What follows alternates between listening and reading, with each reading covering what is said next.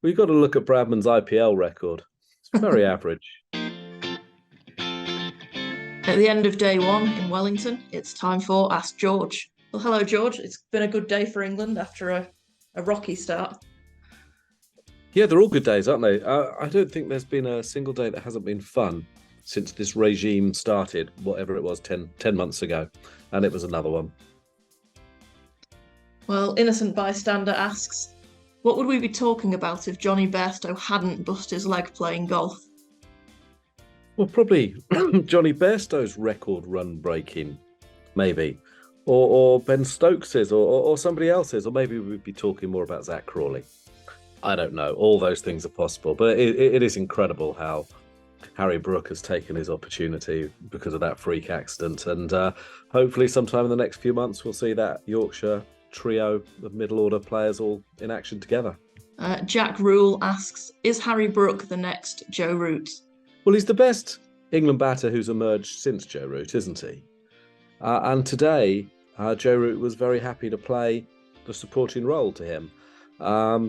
So who knows? He's doing things that Joe Root can't and couldn't, but it's early days. It's early days. But yeah, he's a good one. They found a good one. Danny sticks with the comparison theme and asks, Harry Brook, better than Bradman? We've got to look at Bradman's IPL record. It's very average. Yeah, how do you measure these things? You can't. But the only way that you do that is on raw statistics. And at the same stage of their Test careers, Brooks scored almost double the amount of runs. Poor Australia. Having a tough time of things, aren't they?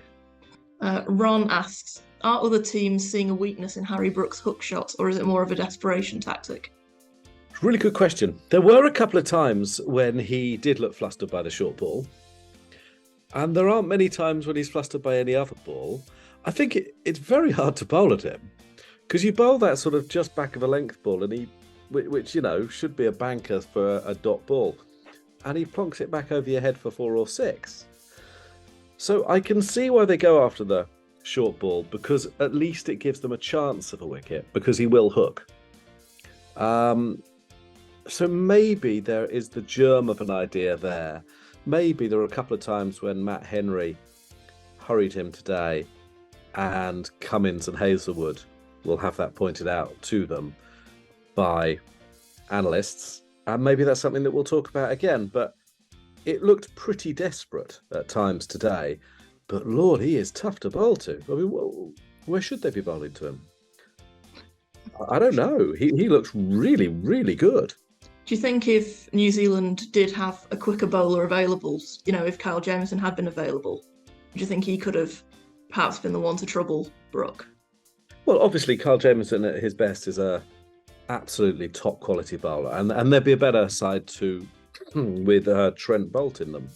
And it is true, without being churlish, that he has scored some runs against modest attacks on flat wickets, but he's not the first batter to start his career against modest attack on flat wickets, and no one's ever done what he's doing.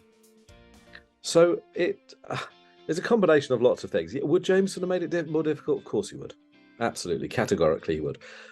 But there's not really a lot of evidence to suggest that Brook wouldn't find a way. But look, these are early days, and he's doing extraordinary things at the moment. It's lovely to see. It's a lot of fun. He seems like a really nice, well brought up, simple, humble guy. Long may it last.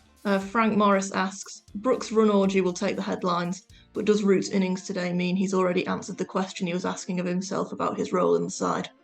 Yes, that's very well put. Yeah, he was saying last week, didn't know what his role was, kind of feels that he wants to be part of it. And today he very much settled for being the supporting role, didn't he? He accepted that Harry Brook was the one with the great lines. He was the star. And he played the supporting role. He nudged singles, he rotated the strike. Actually, he put away some of the more adventurous shots that have been getting him out, noticeably the reverse scoop. And he just did the job that was required. And that's his role, to be a high-class, prolific batter. And not to worry too much about... I mean, he'll still have terrific style because he's a wonderful player. But he doesn't have to worry about... He can't do some of the things that Harry Brook can do. But I'm not sure Harry Brook can do a lot of the things that Joe Root can do. They're just different. But it is kind of magnificent to watch Harry Brook. And it was lovely sort of low ego batting from Joe Root, that he was happy to be the guy in the shadows, just play the supporting role. And between them, they did exactly what their team required. And that's what it's all about. So yeah, really well put question. That's exactly what Joe Root did. He found his role again. And do you think that could be what actually becomes a little bit of the secret to the success of this side, having the kind of Joe Root and Ben Foakes players who are not steady, but kind of steadier, a bit calmer, a bit kind of a, okay, this is great, go for all the shots, but also have a little bit of calm behind it all? Yeah, probably. I mean, Joe Root's always scored very fast, really, because he's got such a wide range of shot. You know, no one, I don't think, has ever played as well behind square on the offside as Joe Root. And he just dabs singles, and he could change his wrists and find a run. So he's always been able to do that. But maybe that's not as exciting as smacking a 4 back over the bowler's head, or 6 or whatever. But you're right that he has the game to adapt and play good bowlers in helpful conditions. And we don't know whether some of these batters can do that. There's not a lot of evidence that Zach Crawley can, is there? So I do think it's important to have a range of skills in the side, actually.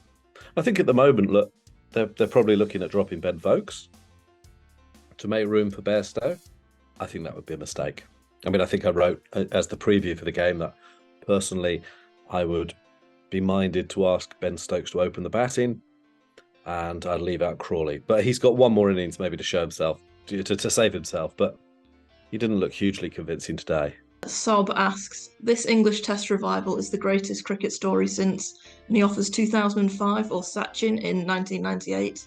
He also asks, is it too soon to nominate Harry Brook for Pope? There's a lot there. Why would he want to be Pope? What's he going to do? What's more fun?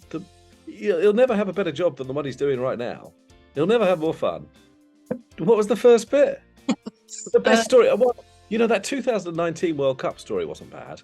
The 2015 to 19 journey wasn't bad. There's loads of good stories in cricket, aren't there?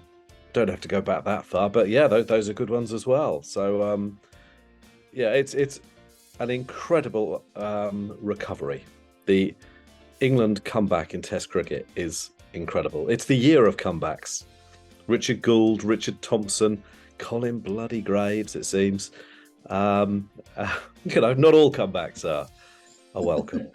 And Mola asks, what's up with Neil Wagner? He's been a stalwart in Kiwi conditions, and yet his economy rate this series has been atrocious. He's come up against a side that's really quite good. He's a very selfless cricketer, isn't he, Neil Wagner? He's trying to do that short ball ploy, and England are going for it, and his figures are bad. Also, he hasn't quite got the pace. You know, they're hitting him on the up. They're moving positions in the crease so that if he bowls full, they drive him. If he bowls short, they cut him. If he bowls length, they smack him over his head. It's looking like really hard work. What is he, 36, 37? England are spoiled by having Jimmy Anderson. Most humans, you know, age, decay. Neil Wagner looks incredibly fit, to be fair. But I think he's struggling to find the weapons to keep England quiet. And he's been asked to do quite a tough role. They're taking him on, and at the moment they're winning. I mean, do you think this is a little bit of a New Zealand side that's coming to the end of an era? Because they have got, well, a lot of over 30s players. I mean, clearly it is. We know this because we know that they've lost, you know, Ross Taylor and de Grandhomme and Bolt, for example. Watling, who, to be fair, they've replaced. Jameson's not there. You know, these are really good players. I don't think their batting's very far away. I don't. I think they've got a good batting lineup. And I don't think their bowling's that far away. I think, you know, Matt Henry's come back in and made them look a better side. So I don't think it's quite as bad as other people think it is. England are good. My phone's going in. Do you know why? It's Jetstar. It's the people who have my luggage. I need to get this. I've been waiting for the phone for a month. Cheers.